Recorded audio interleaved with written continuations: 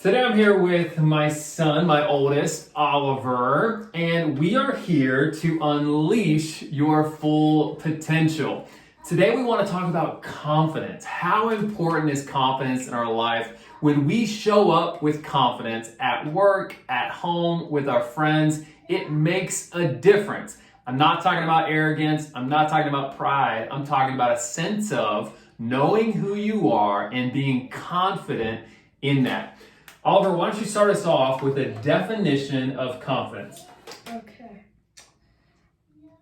Understanding that my strength and value comes from God.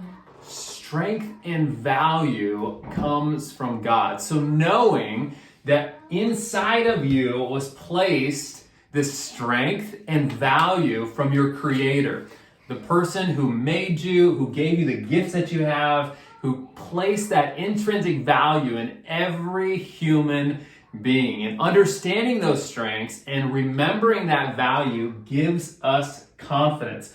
The other thing I want you to talk about, Oliver, is how can we get more confident? Talk to us about that. Know that God made me amazing. That's good. Practice to get better at things. Practice. So some of those strengths that you identify, don't just sit on those strengths, but actually exercise them and get better at them. Let's pause there for a minute. What are some of your strengths, Oliver? Building. Building. Yeah. So how do you practice building and making things? What are some ways you practice that? By finding new ways to build things. Like we found all kinds of ways to build with Legos. Legos. Yeah, you're practicing basically every day on how to create, and you're building that strength by learning more about Legos and being creative, like you said. Okay, so keep going. No, not comparing myself to others. This is so important, especially these days where we have social media. We're always comparing ourselves to other people. And that is diminishing our confidence, not strengthening our confidence. Oliver, what do you got to say about that? You're just amen in there. Yeah, Dad. So yeah, if we are comparing ourselves to other people, if I'm comparing myself to Oliver or someone else, that is going to lower my confidence because I'm not stepping into what I'm good at. We all have individual skills. And it's okay to look at other people and go, wow, I love that skill. I love that value that they have, that strength. But I have to remember that I have my own strengths and I'm going to cheer for them, but I'm going to appreciate and value my own strengths and not compare myself to other people. That's their race. That's what they're doing. And really that confidence comes from going, hey, this is what I'm good at. I'm going to continue building it and make a difference with what God gave me.